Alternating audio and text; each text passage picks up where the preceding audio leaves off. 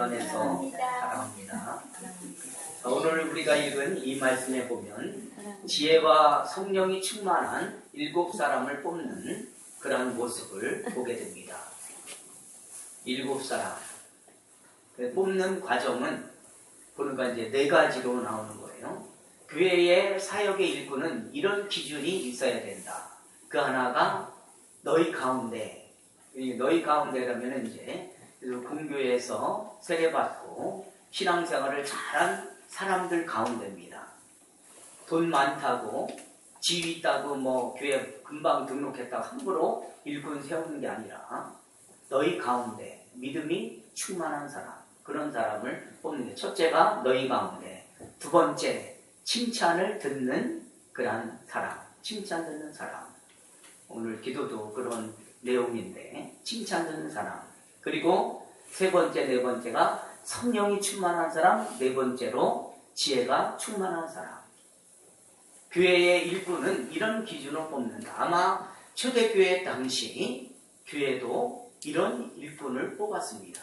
그래서 오늘 우리가 읽은 1절부터 7절에 보면 그런 일꾼으로 7명의 일꾼을 뽑습니다. 자, 그 당시 초대교회 당시에 그 모든 모인 성도들은 우리가 지금처럼 모이는 그런 신앙의 모습으로는 모이지 않았습니다. 그들은 굉장히 힘있게 그리고 기뻐서 감격을 가지고 나와 예배를 드렸습니다. 왜냐하면 우리는 지금 뭐 제한받지 않잖아요. 제약된 삶이 없잖아요. 근데 그들은 예수를 믿는데 많은 제한을 받았습니다. 그래서 성경은 어떻게 그 표현을 하고 있느냐 하면 5장 41절입니다. 같이 읽어봅니다.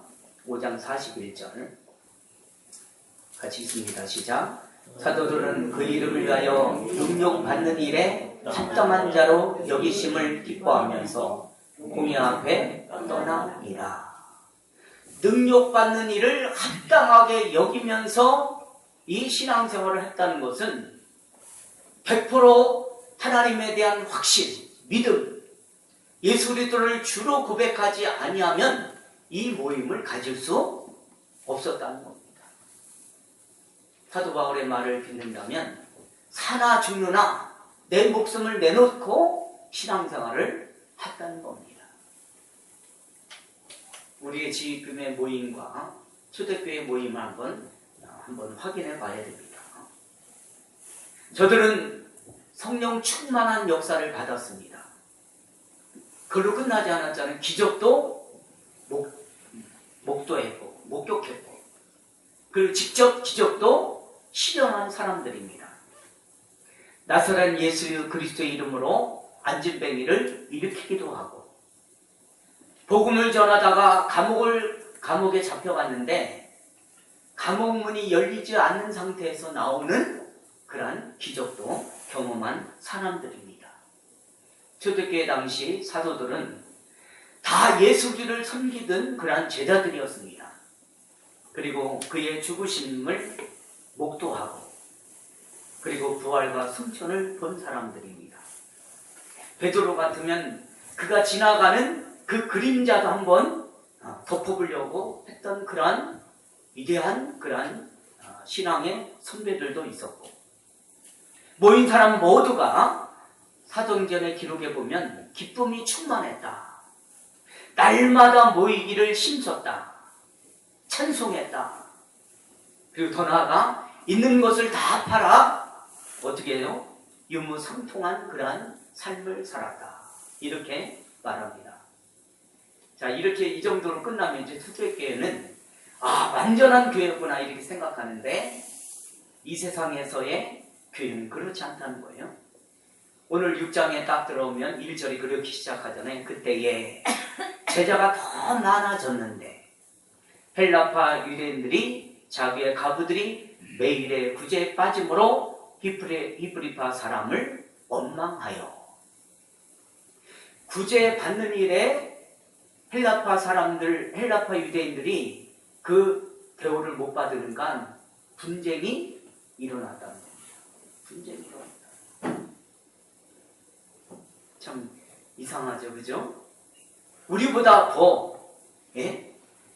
사나 죽으냐 정말 예수를 주라고 고백하면서 죽음을 불사하고 모여서 예배드리는 그런 100%의 기쁨이 찬 초대교회에도 이런 일들이 일어나고 있습니다.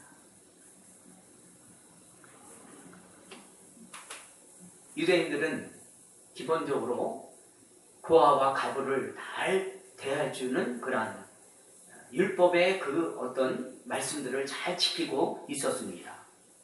근데 히브리파 유대인들이 헬라파 유대인들에게 소홀히 하는 걸 보면서 헬라파 유대인들이 아주 거기에 대해서 막 분쟁을 지금 일으키고 있는 겁니다. 분명히 같은 신자인데 돌보는 데 있어서는 부족함 때문에 이런 분쟁이 일어났다는 겁니다. 사실 이건 싸움거리가 되지 않잖아요, 그죠? 이건 정말 사소한 일이잖아요. 그럼에도 불구하고 초대교회에도 이런 어려운 사건이 일어나는 것을 보게 되는 겁니다. 그래서 우리는 이런 성경의 말씀을 보면서 어떤 시각과 어떤 목적과 어떤 원리로 기록한 것인가를 다른 차원에서 한번 우리가 살펴봐야 되지 않는가. 많은 사람들을 예수를 믿는 데에 있어서 많은 손해를 보는 가장 큰 이유가 무엇입니까? 성경을 기록한 목적, 다시 말하면 하나님이 일하시는 방법에 있어서 본인이 생각하는 것과 다르기 때문에 우리는 많은 어려움을 겪고 있지 않는가. 우리는 성경 안에서 기적을 많이 읽게 됩니다. 그 대표적인 기적이 바로 애굽에서 이스라엘 백성을 이끌어내는 모세의 기적을 우리는 알고 있습니다. 10가지 재앙을 하나님이 애굽에 내리시는 걸 보면서 하나님의 그 위대한 역사, 어떻게 이스라엘 백성들을 이끌어내는가. 그리고 나왔지만 또 애굽 병사는 불병거를 가지고 이스라엘 백성들을 죽이려고 또 뒤를 쫓는 그런 환경 속에서 하나님의 거룩한 위대한 구원의 역사를 홍해를 통해서 또 하나님은 그 기적을 보여주잖아요. 아니 그런데 좀 더 성경을 읽어보면 놀라운 일들이 일어나잖아요. 그렇게 기적을 경험했던 모든 대부분 사람들이 광야에서 다 죽는다는 겁니다.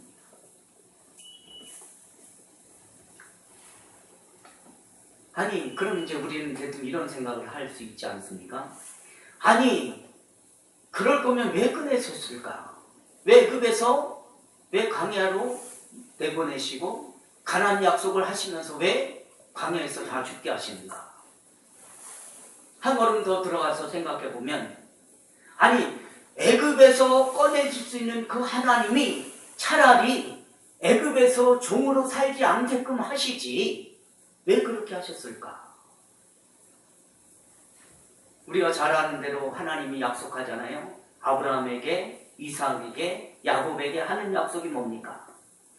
내가 너와 내 자손에게 복을 주리라. 어떻게? 영원히 복을 주시겠다. 그렇게 약속합니다. 모든 나라들이 너를 통하여 복을 받을 것이다. 야곱에게도 그 복이 임했는데 야곱은 그 기근이라는 어려운 문제 때문에 애굽으로 가족을 듣고 들어가잖아요. 그리고 거기서 객이 돼서 노예로 430년을 살게 됩니다.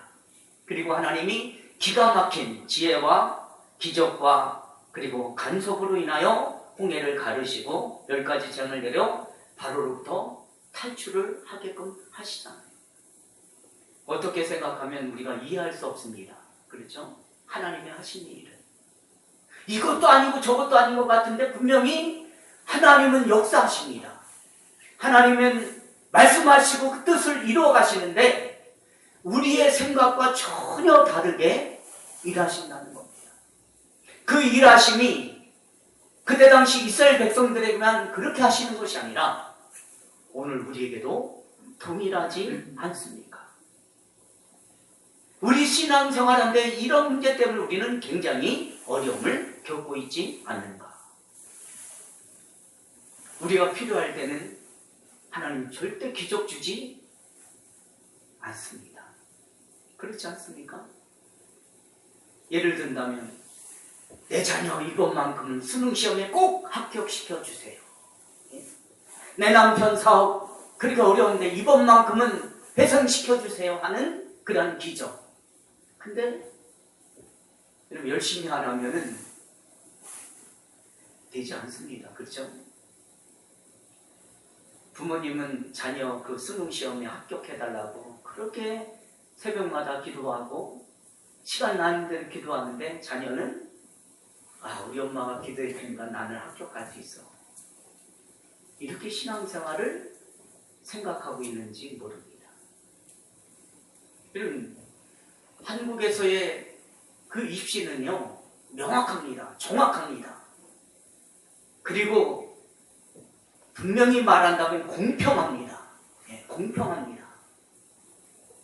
열심히 하지 않으면 이거 백으로도 안 되잖아요. 옛날엔 돈으로 됐지만 지금은 돈으로도 안 되잖아요. 그죠? 아주 이 시대도는 공평합니다.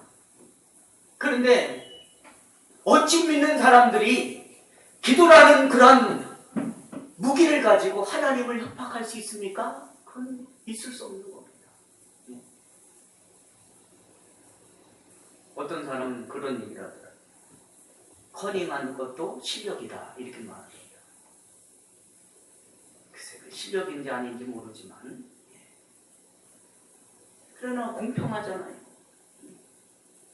우리나라 입학시험만큼 무엇으로도 안 되잖아요. 공평합니다. 거기에다 대고 내가 이렇게 간절히 원했는데 하면서 하나님 앞에 그런 불평의 마음, 불만의 마음을 갖는다면 그건 좋은 신앙이라고 볼 수 없는 겁니다. 우리나라 대학교 행정자들은 다 마음이 너무 좁은 사람들이야 이렇게 말할 수 있습니까? 그럴 수도 없잖아요. 말도 안 되는 이야기들을 우리가 기도하면서 내 마음을 쑥 그렇게 집어넣을 수 있는 겁니다. 거기다가 우리는 한층 더 높이잖아요. 하나님, 은혜의 하나님 아닙니까? 사랑의 하나님 아닙니까? 자비의 하나님 아닙니까? 우리 자녀가 이번 수능시험에 그 능력, 그 지혜, 그 권능 다 동원해서 한번 합격시켜 주세요. 성경의 기록은 이렇게 되어 있습니다. 거기에 하나님의 사랑, 공의, 더 나아가 거기에 하나님의 일하심이 나타나는 각각 필요의 국면이 있다는 겁니다. 그 사건이 하나님을 밝히려고 하는 어떤 국면이 있다는 겁니다. 합격이면 불합격이면 거기에 맞는, 사업이 잘 되면 안 되면 거기에 맞는 하나님의 뜻이 있는 겁니다. 우리는 이 세상에서 믿음 생활하면서 다 잘 되는 것만 믿음 생활 잘하는 것으로 포장하는데 절대 그렇지 않습니다. 절대 그렇지 않아요. 그걸 내 마음대로 갖다 붙이면은 그건 안 된다는 거예요. 하나님의 기준과 하나님의 생각과 하나님의 뜻은, 하나님의 마음은 여기에 있는데 나는 여기에서 하나님 것을 끌어들이려고 한다면 그걸 어떻게 믿음 생활 잘한다라고 말할 수 있습니까? 대학 시험을 놓고 부모님이 간절히 기도하는 만큼 눈을 부릅뜨고 공부 안 하면 어떻게든 해서 공부시키면 합격합니다. 자녀의 대학 합격은요, 사실 기도 문제가 아니에요. 실력의 문제가 아닙니까? 우리 이 땅에 살아가는 데에 하나님 이름을 빌어 믿음이라는 어떤 그 근거를 빌어 우리는 우리의 목적을 달성하는 하나님을 믿는다면 그건 우리는 하나님을 지금 잘못 믿고 있는 겁니다. 하나님은 죄송하지만 여러분, 우리가 잘 먹고 잘 사는데 문제가 거기에 관심이 없어요. 여러분이 어떤 옷을 입고 어떤 좋은 차를 타고 어떤 좋은 집을 갖고 있는데 하나님 관심이 없습니다. 온통 관심은 우리 영혼입니다. 하나님의 자녀로 살아가는 그 기준을 하나님은 원하시는 겁니다. 그리고 아무리 학교 총장 가서 빌어봐요. 되지 않는 겁니다. 하나님은 그래서 무심한 분이 아닙니다. 성경에 이렇게 기록되어 있습니다. 하나님이 하나님 되심의 중에 하나님의 권위 안에 꼼짝 못하는 장면들이 얼마나 많이 나오니까. 예. 바로 봐요, 바로. 예. 애굽에 10가지 재앙을 내릴 때 하나님은 10가지 중에 한 2가지 정도면, 아니 1가지로 바로는 항복하잖아요. 그죠? 근데 하나님은 바로의 마음을 어떻게 해요? 계속? 예! 누가요? 바로가 강팍한 게 아니라 하나님의 하나님 되심을 증명하기 위하여 바로의 마음을 강팍하게 하면서 10가지를 하나님이 다 채우십니다. 예. 하나님은 공의의 하나님이십니다. 느부갓네살 하나님 꼼짝 못하게 하잖아요. 예. 사자의 입을 봉하십니다. 제수의 감옥의 문을, 제수가 그 옥장에 그 어떤 간수가 열어주지 않는데도 문이 열리잖아요. 하나님의 역사가 그렇게 기록된 장면들을 우리는 성경을 통해서 읽지 않습니까? 그러나 성경은 또 이렇게도 말하잖아요. 하나님이 어떻게 죄 지은 자를 하나님이 다루시고 있는가? 얼마나 하나님이 죄 지은 것을 싫어하시는가? 그래서 땅에 입을 벌려가지고 하나님 막, 예? 온 가족을 거기다 집어넣지 않습니까? 하나님을 반대하는 대적자들을 홍수로 멸하시잖아요. 예. 그걸로만 끝납니까? 소돔과 고모라 성 어떻게 멸망하는가? 예? 농담으로 여기진 자는 소돔과 고모라 성에서 어떻게 됐는가? 예? 좋은 기회를 받았는데, 예? 자님이 그렇게 좋은 신앙의 자리에서 좋은 기회로 사위에게, 야, 하나님이 여기를 심판하신대. 그랬더니 사위들이, 하나님, 농담하지 마십시오. 예? 비옥과 같은 적과 뿌리는 그러한 소돔과 고모라 성, 자기들은 부귀 영광으로 영원히 살 것처럼 착각하는 그들에게 아무리 진리가 증거돼도 그들은 농담으로 여길 수밖에 없는 겁니다. 오늘날 이 시대가 소돔과 고모라 성이 아닌가. 내 손에 쥐어진 것으로 일평생 하나님 없이도 사는 그런 시대에 내가 지금 믿음으로 살고 있는 겁니다. 내가 거기서 살고 있는 내 자신 한번 돌아보면 참 두렵죠. 떨릴 수밖에 없는 거죠.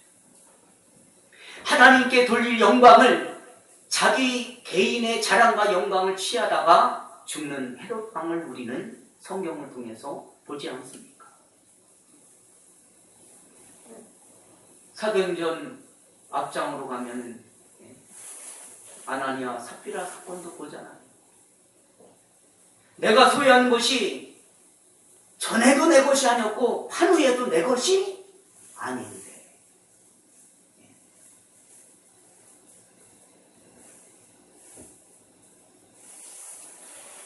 모두 다른 국민입니다. 우리는 무엇에 오해를 하고 있습니까? 하나님의 하나님 되심의 전능성 권위와 우리를 사랑한다는 사랑을 내 욕심과 내 생각에 맞추려고 했기 때문에 신앙이 늘 흔들리는 겁니다. 오늘 본문도 하나님의 초대교회에 그들 따르는 신자들의 모습을 보십시오. 큰 권능과 지혜와 사랑과 긍휼로 간섭하셨는데 주님의 부활도 보았지 않습니까? 승천도 보았습니다.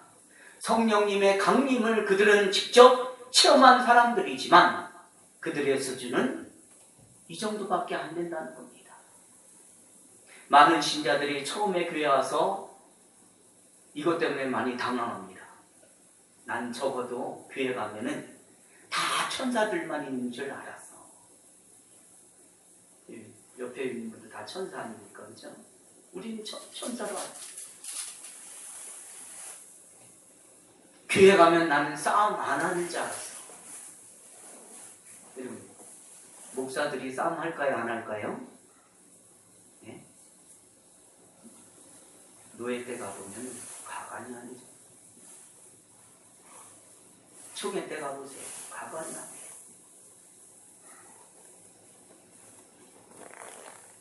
목사가 되고 나서 제일 실망하는 게 목사 때문에 실망하는 거예요. 나 때문에, 내 자신 때문에 실망하는 거예요. 내 자신 때문에. 나 자신 때문에 실망하면 그래도 회개하고 그래, 안 하면 되겠지 했는데 또 다른 또 그러면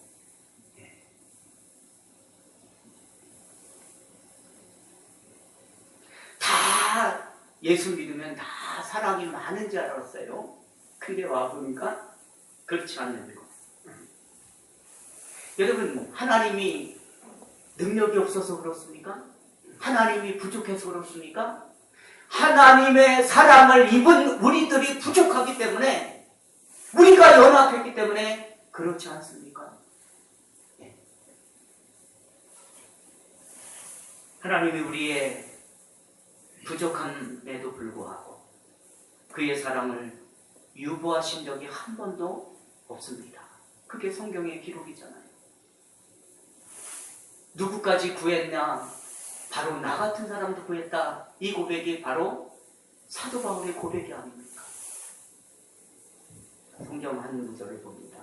디모데전서 1장입니다. 뒤로 쭉 넘어가시면 데살로니가 후서 다음에 디모데전서 1장 12절부터 16절입니다. 337페이지 12절부터 16절 같이 읽어보겠습니다. 나를 능하게 하신 그리스도 예수 우리 주께 내가 감사함은 나를 충성되이 여겨 내게 직분을 맡기시니 내가 전에는 비방자요 박해자요 국회자였으나 도리어 긍휼을 입은 것은 내가 믿지 아니할 때에 알지 못하고 행하였습니다. 우리 주의 은혜가 그리스도 예수 안에 있는 믿음과 사랑과 함께 넘치도록 풍성하였도다. 미보다 모든 사람이 받을 만한 이 말이요 그리스도 예수께서 죄인을 구원하시려고 세상에 임하셨다 하였도다. 죄인 중에 내가 개수니라. 그러나 내가 긍휼을 입은 까닭은 예수 그리스도께서 내게 먼저 일체 오래 참으심을 보이사 그의 주를 믿어 영생 얻는 자들에게 본이 되게 하려 하심이라. 아멘. 성경은 우리 인생이, 우리 인간이 어떤 자들인가, 그럼에도 불구하고 우리를 하나님 어떻게 사랑하고 계시는가, 어떻게 자비와 긍휼을 가지고 대하시는가, 이렇게 기록하고 있습니다. 그럼 우리는 대뜸 또 그래요. 아니, 하나님 그렇게 자비롭고 사랑스럽고 긍휼이 많으시면은 우리 모자람에도 불구하고, 우리의 부족함에도 불구하고 내가 원하는 것 해주시면 안 됩니까? 이렇게 말하는 거예요. 내가 해달라는 거 그거 하나 정도, 내 자녀 문제, 내 남편의 문제, 내 건강의 문제, 내가 이 세상에서 살아가는 그 정도 하나 문제는 해결해 주시 않아야 됩니까? 거기에 답이 또 있습니다. 하나님이 이렇게 답을 하십니다. 하나님이 우리를 거룩하게 하신다. 우리를 사랑해서 돈 주려고 사랑하는 게 아니라, 우리를 사랑해서 건강 주려고 하는 것이 아니라, 하나님의 1차적인 목적은 거룩한 자녀 만드는 겁니다. 거룩한 자녀 만드는 겁니다. 우리를 불쌍히 여기시되 죄를 그냥 간과하지 않고 뽑아내시는 거예요. 예? 우리 스스로 그걸 뽑아내지 못하니까 갈보리 십자가 구속 연회를 우리에게 보여주셨잖아요. 걱정하셨잖아요. 예? 아직도 우리는 이런 은혜를 너무 모르는 거예요.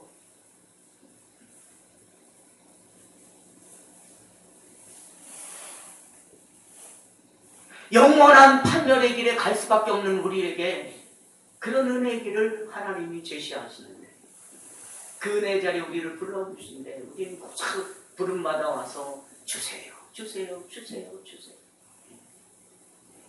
우리의 신앙은 너무 멀리 가 있습니다.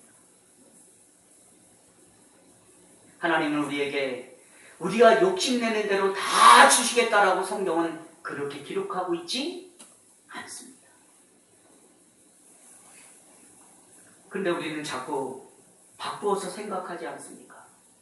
내 욕심, 내 소원, 내 결심, 내 각오, 내 간절함을 성경을 자꾸 그렇게 인용하잖아요. 야, 여기 이런 말씀이 있네. 복. 성경에 복이 얼마나 많이 기록되어 있는지 모릅니다. 그 복이요, 신령한 하늘의 복을 이야기하고 있습니다. 땅의 복을 얘기하고 있지 않은 겁니다.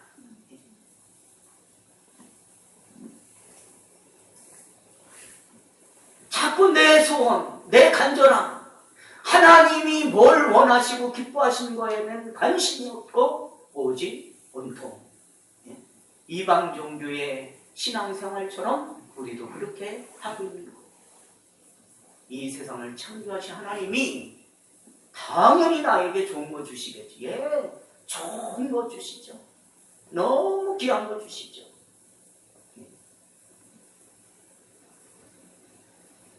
하나님은 어떤 법칙을 이야기하는가? 성경은 이렇게 우리에게 제1의 법칙을 이렇게 말합니다. 한번 찾아볼까요? 자, 갈라디아서 6장 7절입니다. 앞쪽으로 넘어가면 갈라디아서 6장 7절 300페이지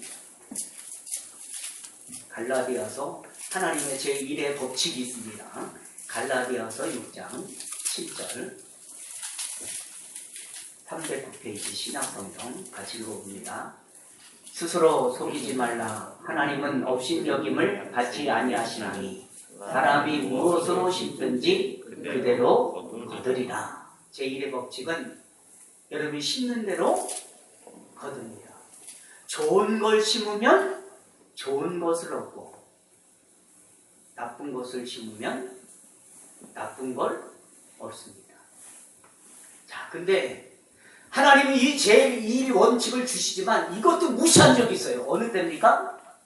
언제요? 어떤 문제 앞에? 이 정도는 대답이 나오셔야 됩니다. 어떤 문제에도 하나님은 제1 원칙도 무시하고 우리에게 주셨습니다. 뭡니까?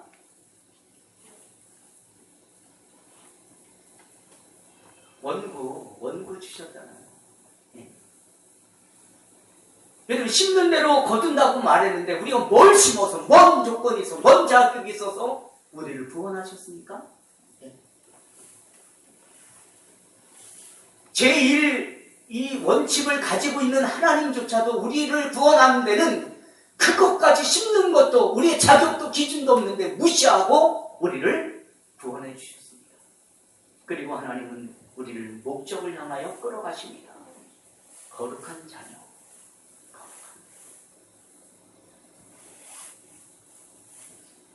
하나님은 우리를 거룩하게 하기 위하여 거룩한 것을 요구하시고 거룩한 일에 방해되는 것은 끝까지 방해하십니다.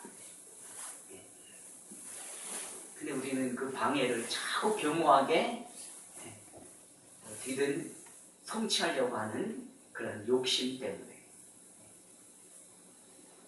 이사야를 한번 찾아봅니다.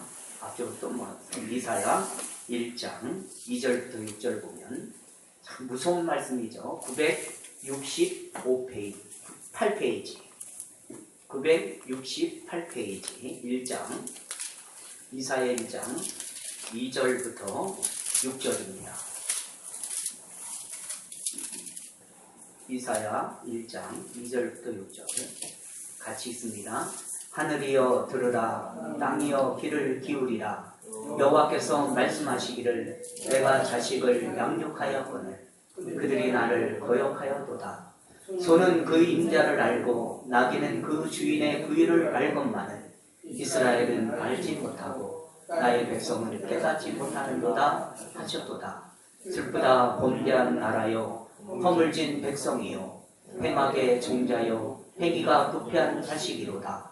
그들이 여호와를 버리며 이스라엘의 거룩하신 이를 만연히 여겨 멀리하고 물러갔도다. 너희가 어찌하여 매를 더 맞음이라고 폐업을 거듭하느냐. 온 머리는 병들었고 온 마음은 피곤하였으며 발바닥에서 머리까지 성한 곳이 없이 상한 것과 터진 것과 새로 맞는 흔적뿐이거늘 그것을 짜며 싸매며 기름으로 부드럽게 함을 받지 못하였도다. 아멘. 자, 누구보다 못한 겁니까? 이스라엘 백성들이? 예? 본문에서 읽는 누구보다도 못한 겁니까? 소보다도, 또 누구보다도 나귀보다도 못한다. 누가 그래요? 이스라엘 백성들이 그랬다는 거예요. 우리 이런 내용을 읽을 때, 아이고, 구약의 이스라엘 백성들이 그렇지. 참 바보들이야. 아니, 그 하나님을 믿는, 하나님 때로는 기적과 이적을 통해서 말씀하신 하나님 앞에 이렇게밖에 신앙생활을 못해. 그런 생각을 가지십니까? 예. 그리고선 끝나는 내 마음입니까? 나에 대한 적용은 전혀 일어나지 않습니까? 그럴 수 있겠죠. 그러나 우리는 그런 자리가 아니잖아요. 내가 깨달아야 할 말씀이고 이스라엘 백성들이 이 한심한 이런 모습들이 혹 내 안에는 있지 않는가. 내가 아직도 하나님의 자녀라고 말하면서 신앙생활 그렇게 남들 보기에 괜찮은 것처럼 포장해서 하지만 전혀 그렇지 않는 모습이 우리에게 나타날 때 이스라엘에게 분노하신 하나님이 우리에게도 동일하게 분노하신다는 겁니다. 하나님의 간섭은 곧 우리를 사랑하시고 우리가 죄악된 길에 그대로 머물러 있게 두실 수 없기 때문에 하나님은 끝까지 간섭하시는 겁니다. 기준이 뭐예요? 우리 기준이 아니에요. 우리를 불쌍히 여기시되 그 불쌍한 그 자리에서 끝내기 위하여 더 불쌍한 경고를 우리에게 주시잖아요. 남들이 보기에 야 어떻게 하나님 있는 사람 저렇게 비참한 고통을 받을까 하는 그 불쌍한 자리에 우리를 밀어넣으시면서 꺼내시잖아요. 그래서 수렁에 빠진 자를 끌어내시는 거죠. 가벼운 수렁이 아니라 깊은 수렁에서 우리를 끄집어내시는 하나님의 긍휼, 사랑, 자비, 은혜를 우리는 고백하고 있는 자들입니다.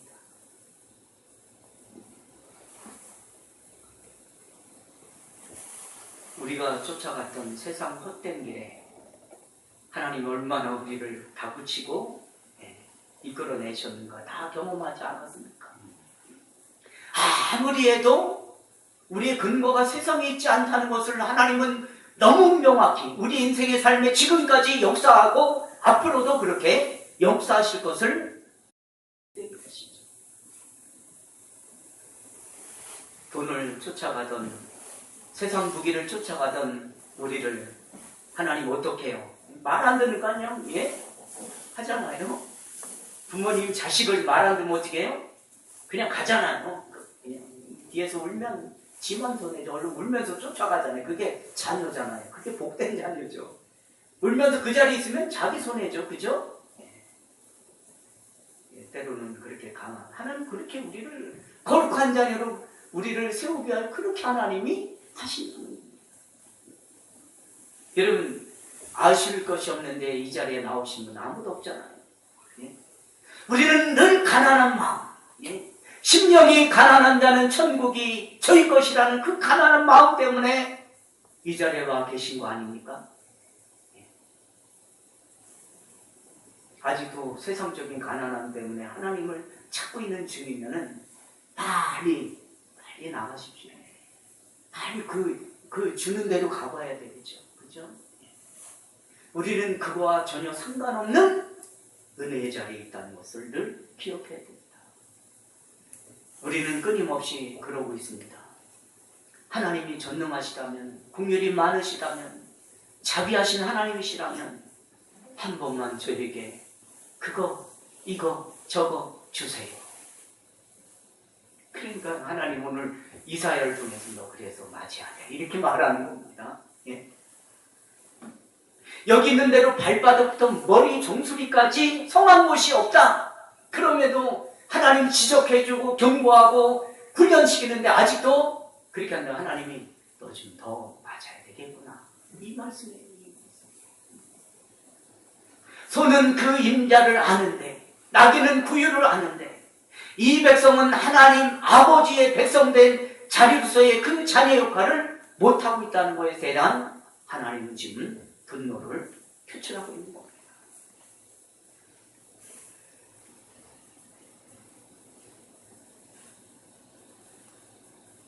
잘 생각해 보십시오. 우리가 하나님 아닌 분으로 우리에게 좋은 대우해주고 우리에게 좋은 걸 주시는 걸 쫓아간다 한다면 하나님이 어떻게 하시겠습니까? 좋다. 나도 너희를 버려서 내 백성이 아닌 자로 내 백성답게 대접하겠다. 그래서 하나님은 어떻게 그때마다 적절하게 간섭하시잖아요.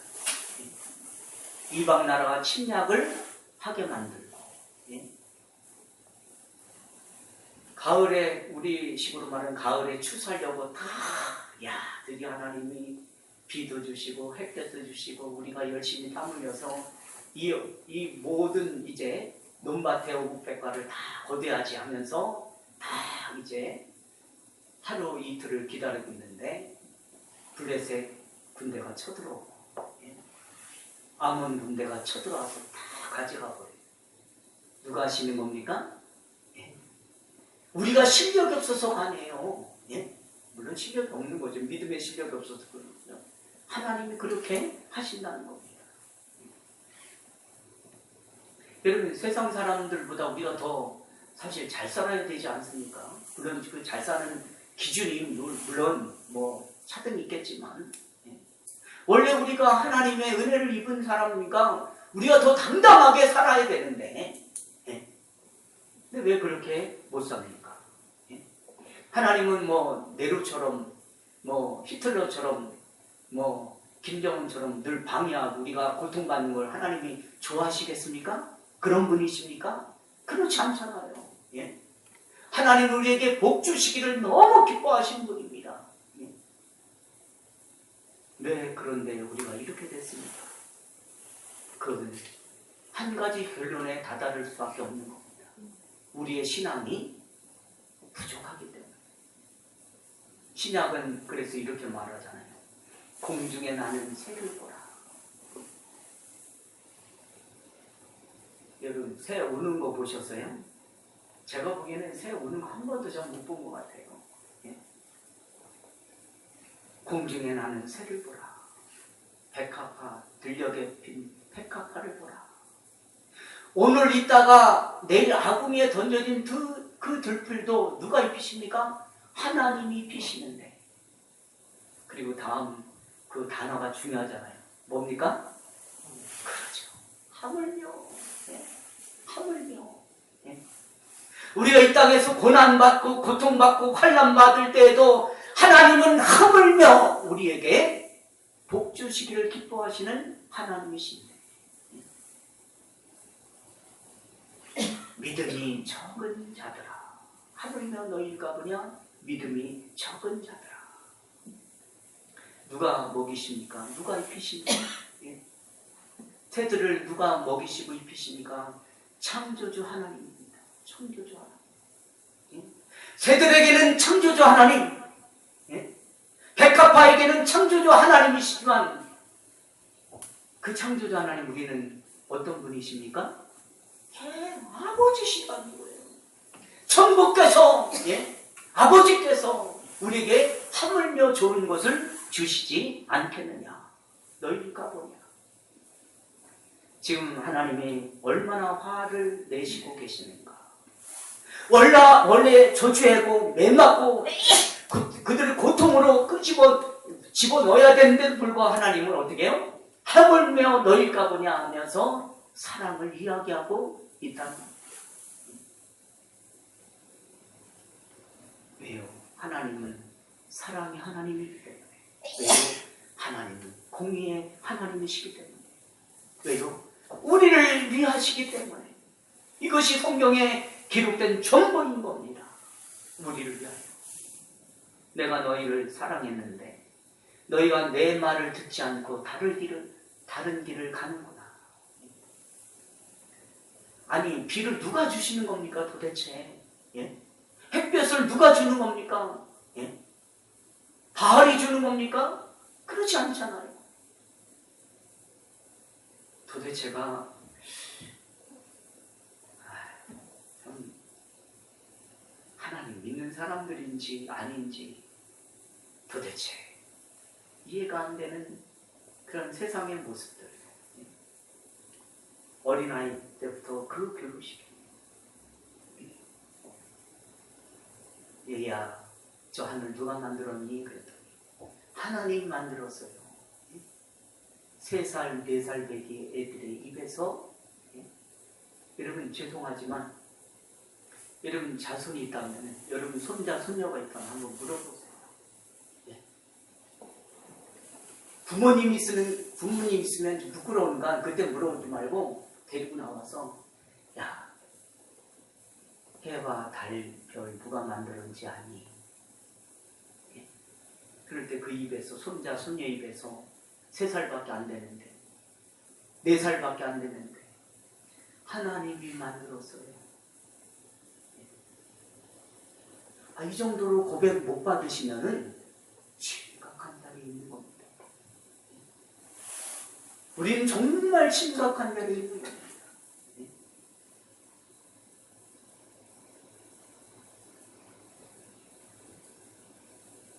인생이 무엇인지, 세상이 너에게 약속된 것이 얼마나 헛된 것인지,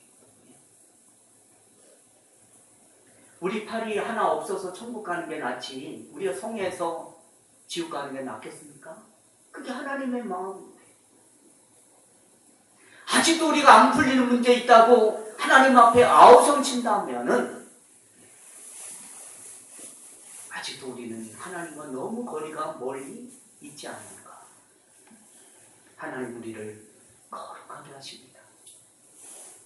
하나님 마음에 드는 자로 키우시는 것이지 세상의 마음에 드는 자로 키우는 것이 아닌 줄 아시길 바랍니다. 그럼에도 우리는 끊임없이 요구하잖아요. 하나님, 장관 되고 싶습니다. 국회의원 한번 하나님의 지혜와 능력과 권능으로 만들어주세요. 내 자녀 출세하게 해주세요. 내 남편 사업 잘 되게 해주세요. 이번만 한 번만 꼭 들어주시면 평생 하나님을 잘 섬기겠습니다. 자, 그럼 평생은 늘 반복돼. 한 번으로 끝내야 할 그 고백은, 이게 누구 얘기입니까? 여러분 얘기보다 제 얘기인지는 몰라. 제 얘기. 우리 영혼을 위해 하나님께서는 우리를 가장 선한 길로 인도하십니다. 가장 선한 길. 하나님 우리를 고난 주는 게 목적이 아니잖아요. 환난 주는 게 목적이 아니잖아요. 핍박하는 것이 목적이 아니잖아요. 우리를 불안케 하는 것이 하나님의 뜻이 아니지 않습니까? 우리를 누구보다도 사랑하신다. 그 사랑의 근거, 그 표적, 그 가장 귀한 은혜의 발판이 어디서 시작되는? 십자가 아닙니까? 십자가. 네. 우리의 잘못됨을 보고 계시지 않습니다. 결코. 하나님이 얼마나 우리를 간섭하시고 사랑하시는가, 이 성경은 그 기록을 우리에게 보여주고 있는 겁니다. 증거하고 있는 겁니다. 내가 너를 이렇게 사랑한다. 소는 나귀는 그렇지만 내가 너를 얼마나 사랑하는지. 네? 그래서 이사야 선지자는 임만에 오실 예수 그리스도를 예표하고 있잖아요. 네? 고난의 종을 이야기하잖아요. 네? 인생들은 다 하나님을 멀리하고 다 세상 길로 다 도망가는 우리에게 예수 그리스도가 오셔서 어떤 구원의 은혜를, 은총을 베푸실 것인가를 예언하고 있지 않습니까? 초대교회 그 많은 기적과 이적 같은 역사들을 경험하고 성령과 지혜가 충만한데도 불구하고 유무상통하는 그런 은혜가 있는데도 불구하고 안진뱅이를 일으키는 그런 기적 같은 감옥에서 아무 이유 없이 나오는 그런 은혜, 그런 가운데 7사람을 뽑잖아요. 그런데 그 7사람이 그 기회를 또 대단하게 또 깨지더라고요. 또 넘어지더라고요. 또 쓰러지더라고요. 성령께서 직접 관여하시고 관심 가지시고 참여하시고 말씀하시는데도 불구하고 성령 사도행전을 성령행전이라 이렇게 말하기도 하는 그 내용의 많은 부분이 그렇게 있습니다. 그렇죠? 그걸로 끝났습니까? 성경 모든 곳에 그런 역사들이 가득하잖아요. 그걸로 끝났습니까? 우리 생애에도 지금까지 살아온 날만큼, 앞으로 살아갈 날만큼도 그런 은혜들이 충만해질 것입니다. 여러분 생애를 돌아보십시오. 어느 하루, 어느 한순간들 여러분이 나 혼자 있어, 하나님이 없나 봐, 이렇게 생각한 적 있습니까? 그건 하나님을 믿지 않았다는 결과입니다. 내가 행복할 때도 하나님 계셨지만 내가 불행하고 고난당할 때 하나님 더 나에게 가까이 계신 하나님이셨습니다.